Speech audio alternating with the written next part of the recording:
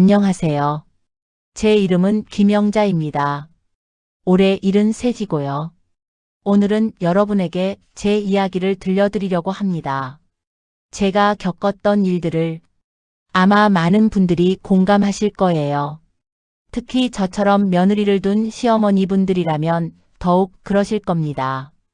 이 이야기는 쉽지 않은 이야기예요. 하지만 꼭 해야 할 이야기라고 생각합니다. 저는 며느리를 진짜 딸처럼 아꼈습니다. 정말로요. 아들 둘을 키우며 살아온 인생에 딸이라는 건 꿈도 못 꾸었거든요. 그런데 첫째 아들이 28배 데려온 그 아이를 보는 순간, 어머, 이렇게 예쁘고 착한 아이가 우리 집에 오다니. 처음 집에 인사 왔을 때가 아직도 생생해요. 2018년 봄이었는데 벚꽃이 한창 필 무렵이었죠. 하얀 원피스에 머리 단정하게 묶고 꾸벅꾸벅 인사하던 그 모습. 안녕하세요, 어머님. 목소리가 참 곱더라고요. 그리고 무엇보다 웃을 때 눈이 반달처럼 변하는 게 정말 순수해 보였어요. 요즘 젊은 아이들은 대부분 까칠하다고들 하잖아요. 그런데 이 아이는 달랐어요. 현관에서 신발도 가지런히 놓고 제가 내어드린 차도 두 손으로 받고 작은 행동 하나하나에서 교양이 보였어요. 이런 애면 우리 아들도 잘 살겠구나. 그때 그런 생각이 들었습니다. 주위 사람들도 다들 영자씨 복 많네, 며느리 잘 만났네 하고 부러워했죠. 저도 그랬어요. 정말 복을 받았다고 생각했습니다. 며느리 성격도 참 싹싹했어요. 아들이 화장실 간 사이에 저한테 조용히 말하더라고요. 어머님, 준호 오빠가 평소에 어머님 이야기를 정말 많이 해요. 효자라고 자랑하시는데 이제 알겠어요. 그 말을 듣는데 정말 가슴이 뭉클했어요. 결혼 준비할 때도 그랬어요. 요즘은 혼수며 예단이며 다 비싸잖아요. 신랑 측에서 준비할 게 많다고 하니까 저도 걱정이 되더라고요. 그런데 그 아이가 먼저 말하더라고요. 어머님, 저희가 할 수 있는 건 저희가 할게요. 너무 부담 갖지 마세요. 얼마나 고마웠는지.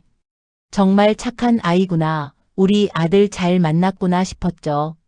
청첩장 쓸 때도 신부 측에서 보내야 할 사람들 명단을 보여주면서 어머님 지인분들도 많이 초대해 주세요 하더라고요.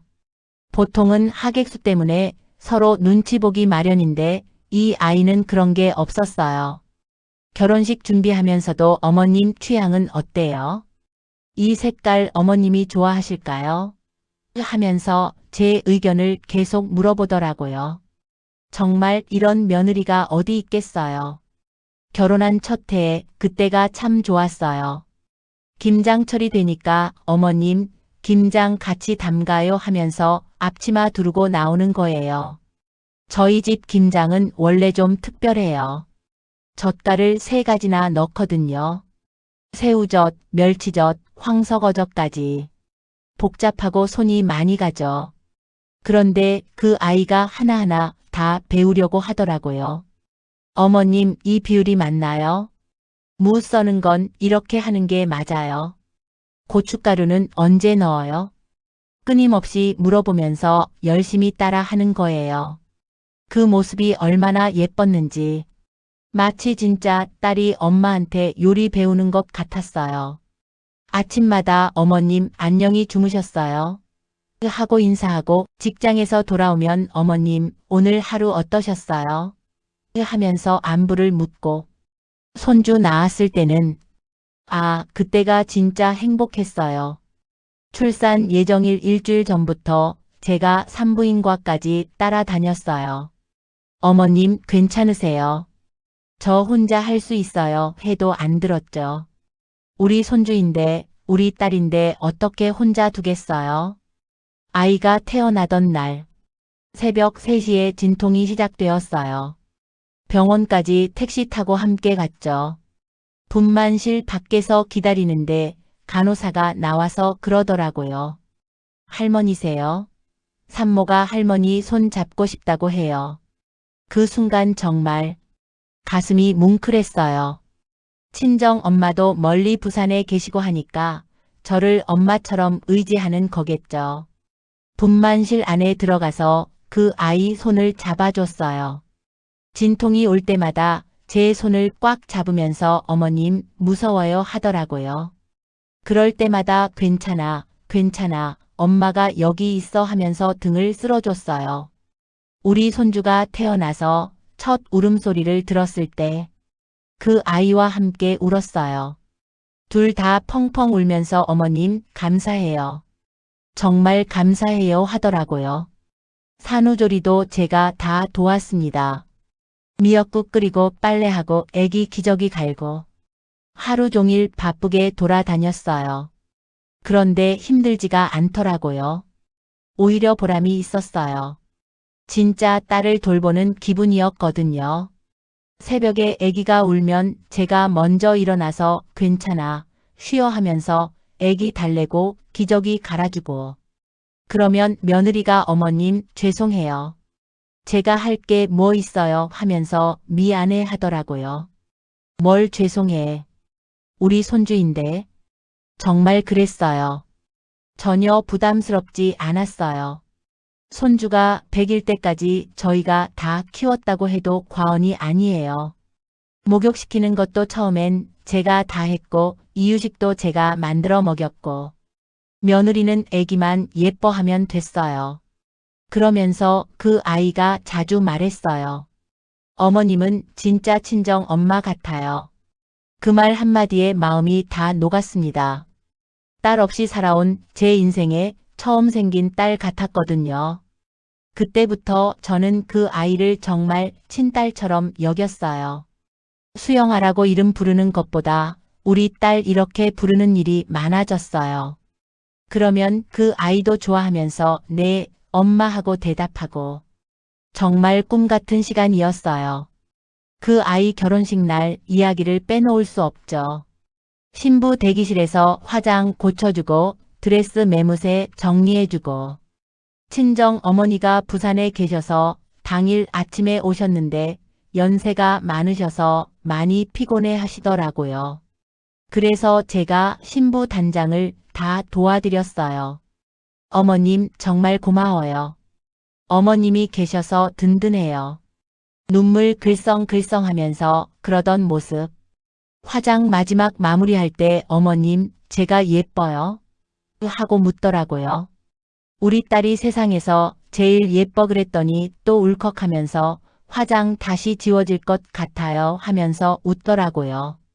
사진 찍을 때도 제가 옆에서 드레스 정리해주고 머리 다시 만져주고 웨딩드레스 뒷자락이 길어서 계단 내려갈 때도 제가 들어줬어요. 그 사진들 보면 정말 친모녀처럼 나와 있어요.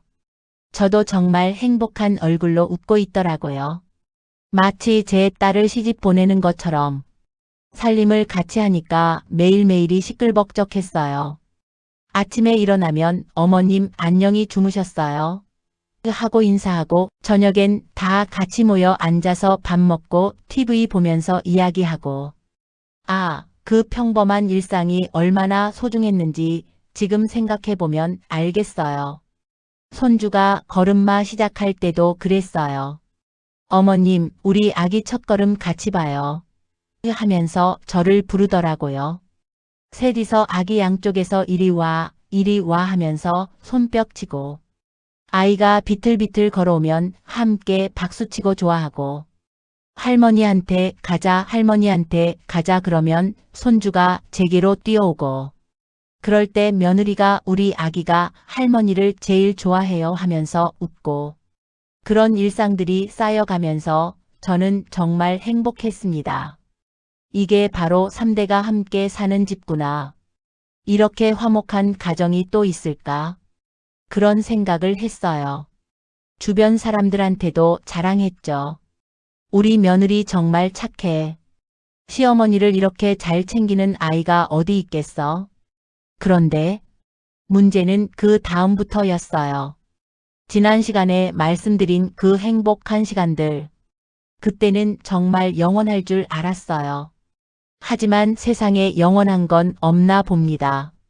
아들 부부가 결혼한 지 3년쯤 되었을 때였어요. 2023년 가을이었죠. 하루는 아들이 저한테 조심스럽게 말하더라고요. 엄마, 우리 집이 너무 좁은 것 같아. 신혼집 알아보고 있는데. 그 말을 듣는 순간 가슴이 뭔가 서늘해지더라고요. 저희 집이 그렇게 넓지는 않아요. 방 3개에 거실 하나. 32평 정도 되는 아파트인데 그래도 식구 4명이 사는 데는 충분하다고 생각했는데 아무래도 젊은 부부한테는 좁게 느껴질 수도 있겠다 싶었어요. 손주도 크고 있고 아이 방도 따로 필요하고. 그래서 그랬죠. 그럴 돈이 어디 있니? 우리 집에서 같이 살아도 되는데. 며느리가 그때 끼어들었어요. 어머님, 저희가 따로 살고 싶은 게 아니라 그냥 좀 더 넓은 곳에서. 말끝을 흐리더라고요.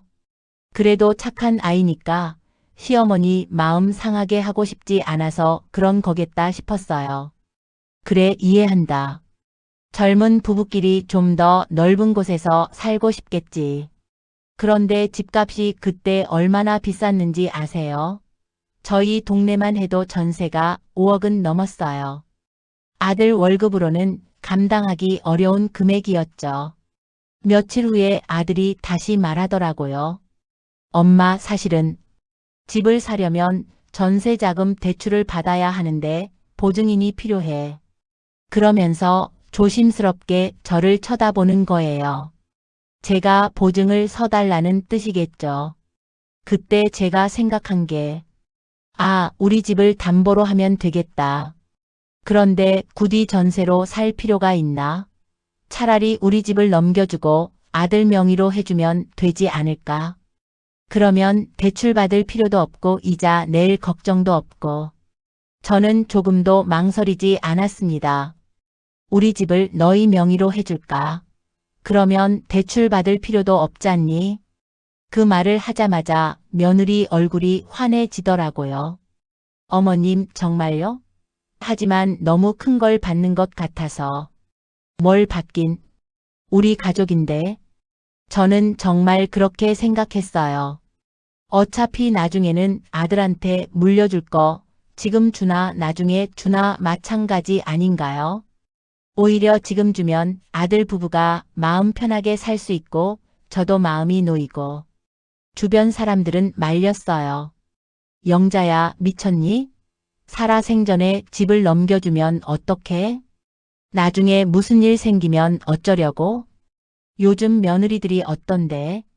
이런 말들을 많이 들었죠. 특히 같은 아파트에 사는 정옥이 언니가 그러더라고요.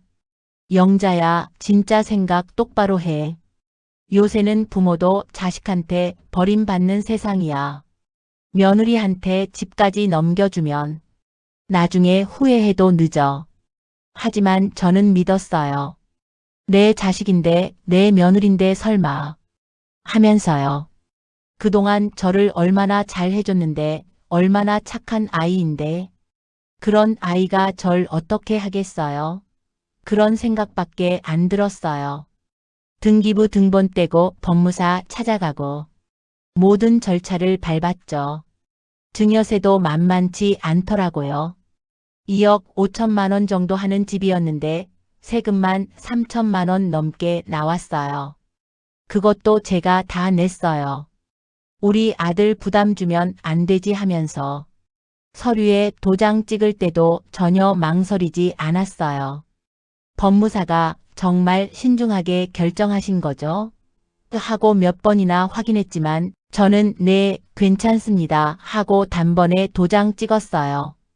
아들과 며느리가 옆에서 어머님 정말 감사해요. 평생 은혜 잊지 않을게요 하면서 눈물까지 글썽이는 거예요. 며느리가 저한테 와서 꼭 안아주면서 그러더라고요. 어머님, 저 진짜 어머님을 친엄마보다 더 사랑해요. 평생 잘해드릴게요. 그 말을 들으니까 뭔가 뿌듯했어요. 내가 잘한 일이구나. 이런 좋은 아이를 믿고 이렇게 해준 게 잘한 거구나. 집 등기가 끝나고 나서 며느리가 어머님, 오늘 저녁은 제가 특별히 준비할게요 하면서 한정식 배달시켜서 온 가족이 함께 식사했어요.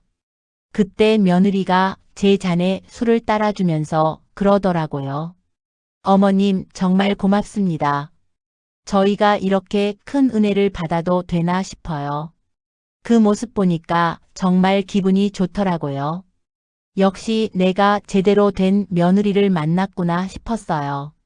그렇게 집을 넘기고 나니까 처음 몇 달은 더 살갑게 대하더군요. 제 생일날엔 직접 미역국도 끓여주고 손주가 유치원에서 만든 카드도 할머니 이거 드려요 하면서 전해주고.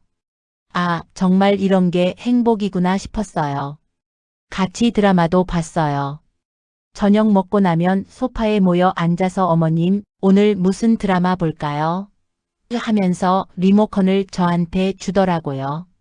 제가 좋아하는 11극 틀어놓으면 같이 보면서 어머님, 저 사람 진짜 나쁘네요. 맞아. 정말 속상해 이런 식으로 이야기하고. 마트에 장 보러 갈 때도 어머님, 같이 가요 하면서 팔짱 끼고 다니고. 그런 모습들 보면서 아, 정말 친모녀구나 생각했어요. 손주가 감기 걸렸을 때는 며느리가 제게 어머님, 아이가 아프니까 더 신경 써주세요 하는 게 아니라 어머님께서 돌봐주시니까 우리 아이가 빨리 낫는 것 같아요. 이런 식으로 말하더라고요. 정말 행복한 시간이었죠. 정말 행복했어요. 그 평화가 얼마나 갔을까요? 몇 달이 지나자 조금씩, 정말 조금씩 이상한 낌새가 보이기 시작했습니다. 처음엔 제가 예민하게 구는 건가 싶었어요. 나이 들면서 괜히 의심이 많아지나 싶기도 하고, 냉장고에 제가 해놓은 나물 반찬들이 하나둘씩 사라지기 시작했어요. 어제 만든 콩나물 무침이 어디 갔지? 하면, 어머님, 제가 버렸어요. 좀 상한 것 같아서. 처음엔 아, 그럴 수도 있지 했는데 자꾸 그러니까 좀 이상하더라고요. 제가 만든 반찬들이 계속 상했다는 이유로 버려지는 거예요. 주방에서도 변화가 느껴졌어요. 제가 써오던 양념들이 하나둘씩 다른 걸로 바뀌고 낯선 향신료 냄새가 나기 시작했죠. 며느리가 요리에 관심이 생긴가 보다 하고 넘겼는데 나중에 생각해보니 제 입맛에 맞춰 요리하지 않겠다는 뜻이었던 것 같아요. 거실 분위기도 달라졌어요. 함께 쓰던 소파가 어느 날 갑자기 바뀌었어요. 어머님, 이 소파가 더 좋지 않아요? 색깔도 더 예쁘고. 물론 예쁘긴 했어요. 회색 천 소파에서 가죽 소파로 바뀐 건데 확실히 더 고급스러워 보였어요. 하지만 제가 10년 넘게 앉던 그 소파에 정이 들어 있었거든요. 그 소파에서 손주 재우고 드라마 보고 뜨개질하고 온갖 추억이 담겨 있었는데 그런 건 상관없다는 듯이 바꿔버리는 걸 보면서 뭔가 서운했어요. 그리고 어느 날부터 며느리가 저녁마다 말하기 시작했어요. 어머님, 저희끼리 식사할게요. 처음엔 왜? 무슨 일 있어? 했더니 아니에요. 그냥 오늘은 저희끼리 이야기할 게 있어서 그러더라고요. 그래서 제 밥상을 따로 차려주기 시작했어요. 같은 반찬이긴 한데 제 상만 따로 차려서 어머님 식사하세요 하고 가져다 주는 거예요. 마치 제가 손님인 것처럼. 처음엔 서운했지만 며느리도 나름 힘들겠지. 젊은 부부끼리 이야기할 것도 있을 거고. 이렇게 생각하면서 참고 넘겼어요. 그런데 그게 며칠이 아니라 계속 이어지더라고요. 한 번은 제가 물어봤어요. 수영아, 우리 같이 밥 먹으면 안 될까? 그러자 며느리가 잠깐 멈칫하더니 어머님, 저희도 부부 시간이 필요해요. 요즘은 다 그렇게 해요. 그 말을 듣는 순간 가슴이 뭔가 답답해지더라고요. 부부 시간이라. 저는 방해가 되는 존재였던 건가요? 그러던 어느 날이었어요. 시장 갔다가 돌아오는데 현관문 비밀번호가 안 열리는 거예요. 아무리 눌러봐도 안 되더라고요. 혹시 제가 잘못 누른 건가 싶어서 몇 번이나 다시 해봤는데 계속 삑삑 소리만 나고 할 수 없이 벨을 눌렀죠. 며느리가 나와서 문을 열어주면서 어머님 왜 벨을 누르셨어요? 비밀번호가 안 되던데? 그러자 아 어머님 죄송해요. 보안 때문에 바꾼 거예요. 다음엔 미리 알려드릴게요. 단순한 실수처럼 웃으며 넘겼지만 그날 이후로 이상한 기분이 계속 들었습니다. 내 집인데, 내 이름으로 되어 있던 집인데, 비밀번호도 모르고 벨을 눌러야 하는 신세가 된 거예요. 그 이후로 작은 변화들이 눈에 더 잘 띄기 시작했어요. 내가 예민한 건가? 나이 들어서 괜히 트집 잡는 건가? 그런 생각도 들었어요.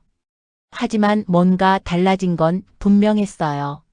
집 안 분위기가 제가 있으면 안 되는 것 같은 그런 분위기로 바뀌어 가고 있었어요. 며칠 뒤 거실 탁자 위에 놓인 전단지 하나를 발견했어요. 저는 그걸 보며 생각했죠. 우리 동네에 요양원이 있던가? 그리고 결정적인 날이 찾아왔습니다. 어느 저녁 무렵 아들이 제 방에 들어오더니 조심스레 말하더군요.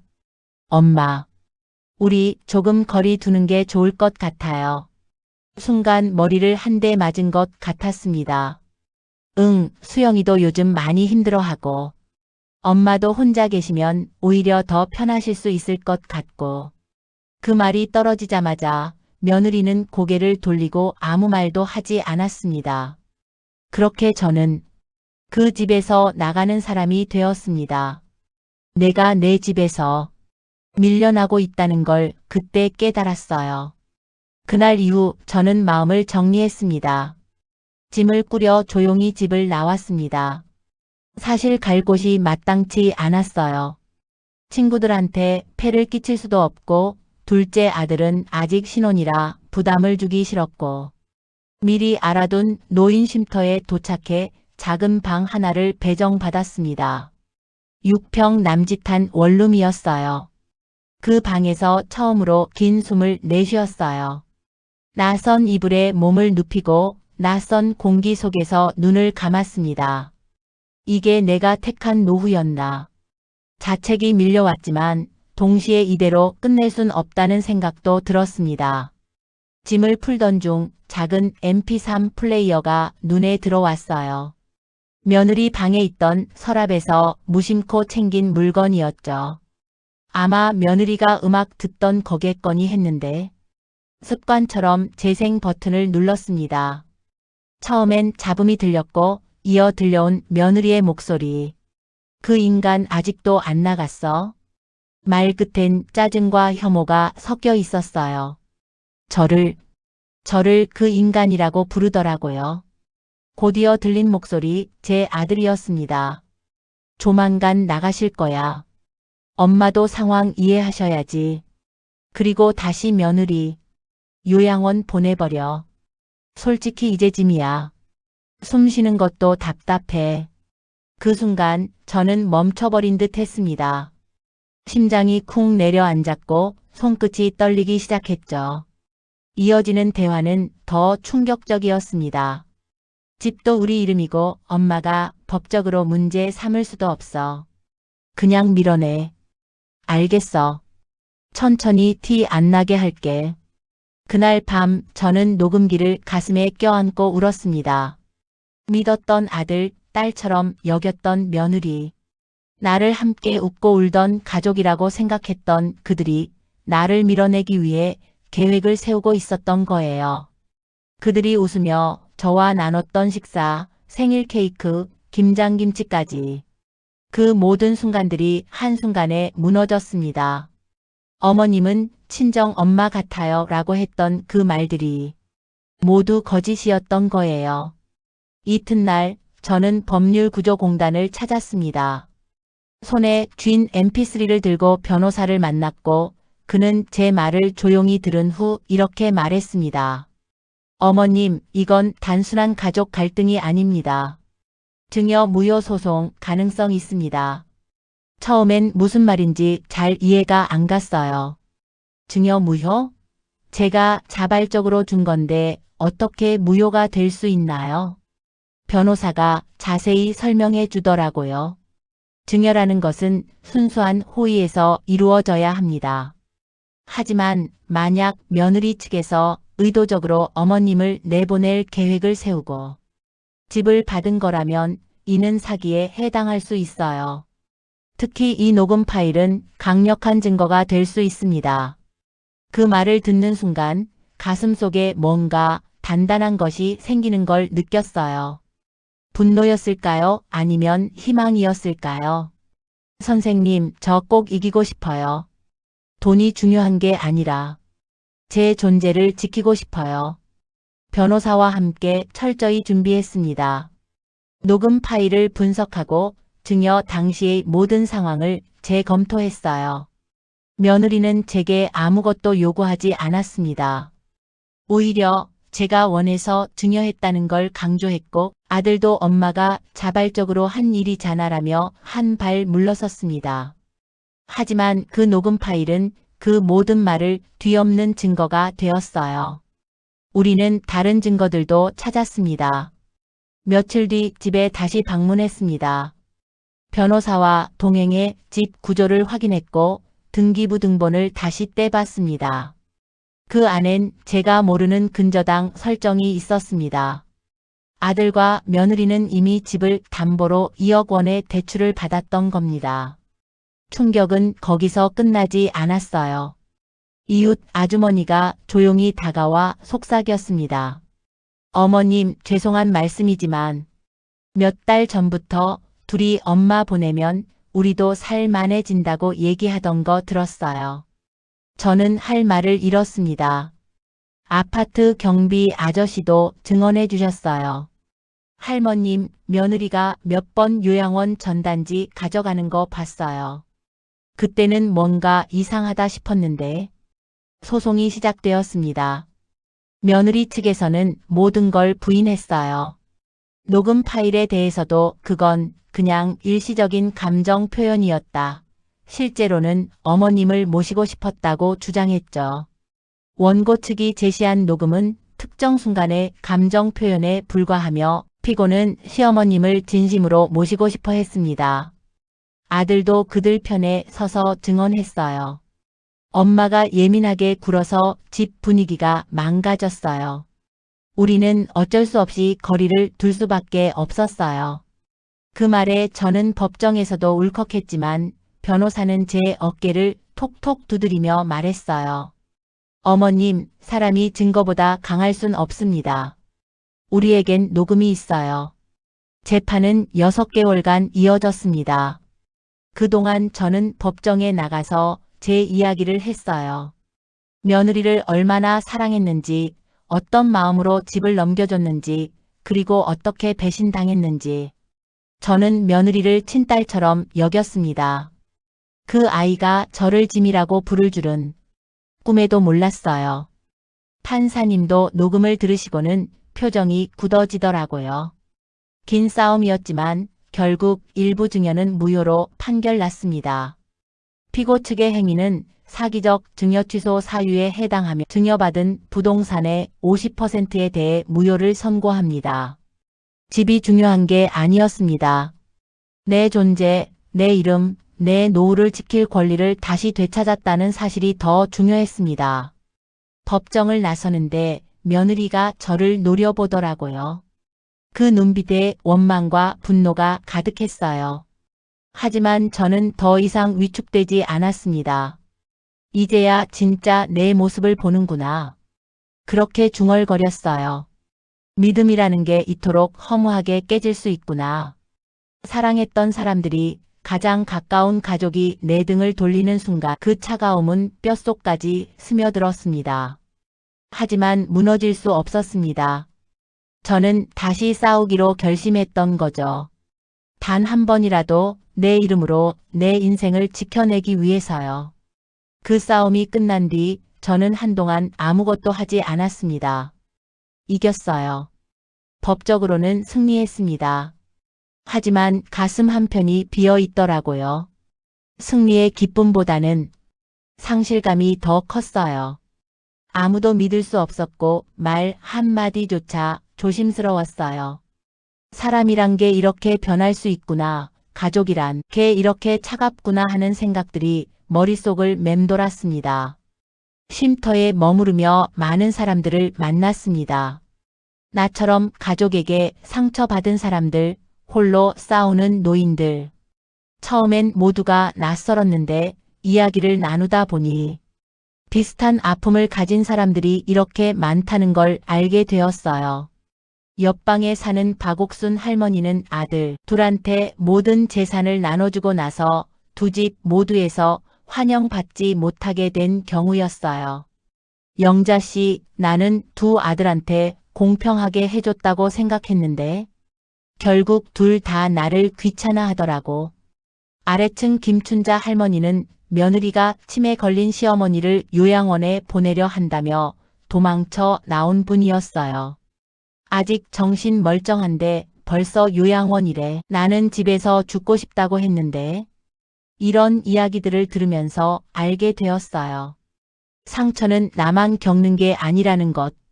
그리고 사람은 다시 살아갈 수 있다는 걸요. 쉼터 사람들끼리 서로 의지하며 살아가는 모습을 보면서 아, 가족이 아니어도 이렇게 따뜻할 수 있구나 하는 생각이 들었어요.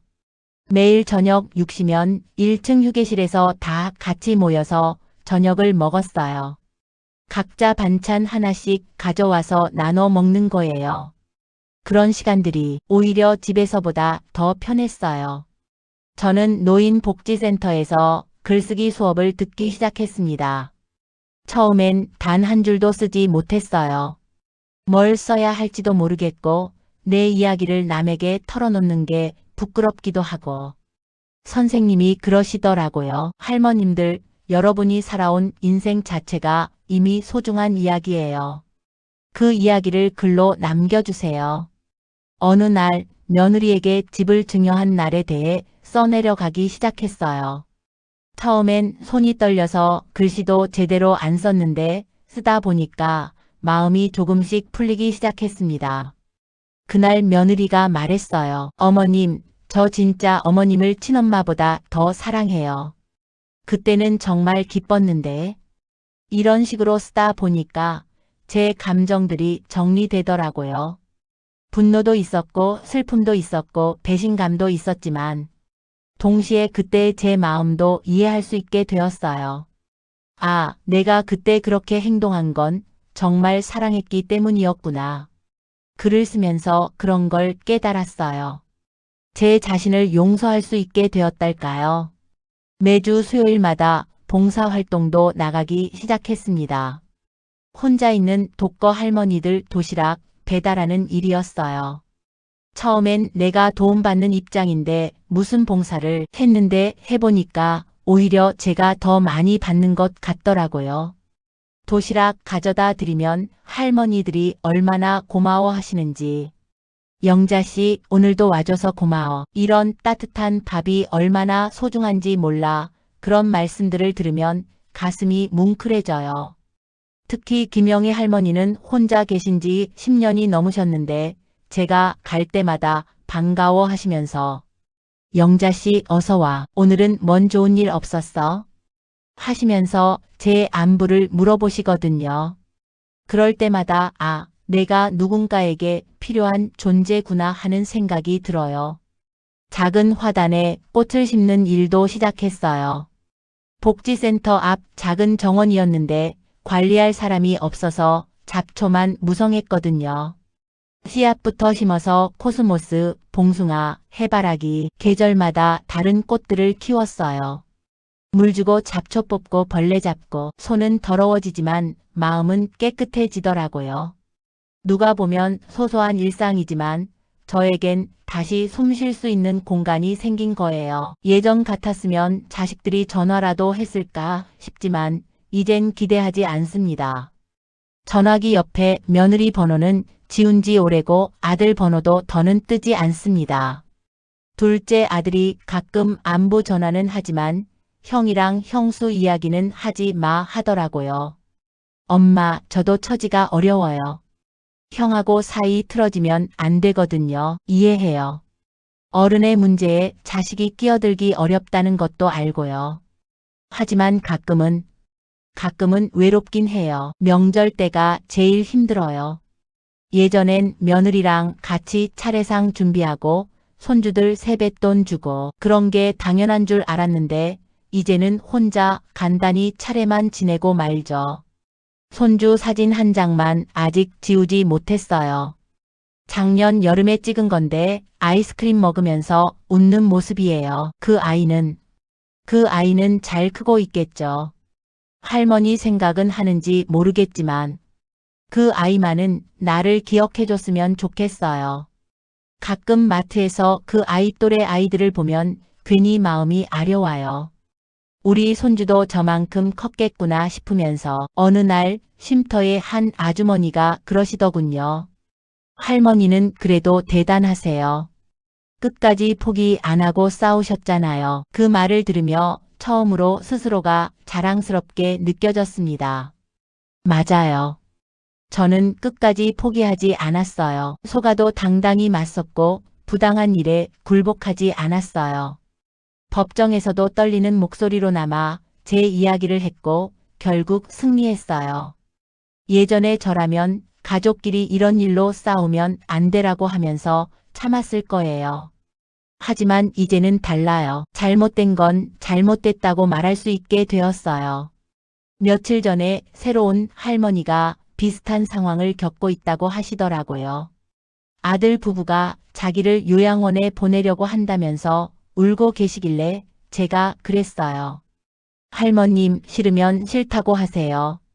당신 인생이잖아요. 자식들이 뭐라고 해도 당당하게 맞서세요. 예전에 저라면 감히 그런 말 못했을 거예요. 하지만 이제는 할 수 있어요. 많은 사람들이 노후를 준비한다고 보험을 들고 적금을 붓지만 정작 가장 중요한 건 관계라는 걸 저는 그제야 깨달았습니다. 하지만 그 관계라는 것도 사랑하되 거리두기, 내 것을 주되 나를 잃지 않기, 그게 우리가 살아가는 방식이 아닐까요? 며느리를 딸처럼 여긴 건 후회하지 않습니다. 그건 제 진심이었고 그 진심은 여전히 제 안에 남아 있습니다. 하지만 이제는 압니다. 사랑에도 거리가 필요하다는 것. 아무리 가족이라고 해도 나를 희생해 가면서까지 줄 필요는 없다는 것. 복지센터에서 만난 상담사 선생님이 그러시더라고요. 할머님, 건강한 관계는 서로의 경계를 존중하는 관계예요. 사랑한다고 해서 모든 걸 내어주는 게 아니라 서로를 독립적인 존재로 인정하는 거죠. 그 말을 들으니까 정말 그런 것 같더라고요. 지금은 쉼터 사람들과의 관계가 오히려 더 편해요. 서로 적당한 거리를 두면서도 따뜻하게 지내거든요. 김춘자 할머니가 아프시면 병원에 함께 가고 박옥순 할머니가 우울해하시면 같이 산책하고 하지만 서로의 사생활에 지나치게 간섭하지는 않아요. 그런 관계가 오히려 더 건강한 것 같아요. 요즘은 새로운 계획도 세우고 있어요. 글쓰기 수업에서 쓴 제 이야기들을 모아서 책으로 만들어 보고 싶어요. 저처럼 어려움을 겪는 분들에게 조금이라도 도움이 될 수 있다면 복지센터 선생님이 할머니 이야기가 정말 감동적이에요. 많은 분들이 공감하실 거예요 라고 하시더라고요. 봄이 되면 화단에 새로운 꽃들을 심을 계획도 있어요. 올해는 장미도 심어보고 싶고 허브 정원도 만들어보고 싶어요. 70대에 새로운 취미를 갖는다는 게 처음엔 늦었다고 생각했는데 지금은 오히려 설레요. 제2의 인생이라고 할까요? 다시 누군가를 믿게 된다면 그땐 나를 먼저 지키는 걸 잊지 않기로 했습니다. 이 이야기를 듣는 누군가가 있다면 부디 제 선택이, 제 실패가 누군가의 인생에 작은 조언이 되기를 바랍니다. 우리는 누구보다도 열심히 살아왔고 앞으로도 살아가야 할 사람들입니다. 나이가 들었다고 해서 자식에게 의지해야 한다고 해서 우리의 존재가 작아질 이유는 없어요. 우리에게도 우리만의 인생이 있고 지켜야 할 존엄이 있어요. 제 이름은 김영자. 이제는 제 이름으로 제 인생을 다시 시작합니다. 여러분도 포기하지 마세요. 여러분의 이름으로 여러분만의 인생을 살아가세요. 오늘 제 이야기를 끝까지 들어주셔서 고맙습니다. 여러분 모두 건강하시고 행복하세요.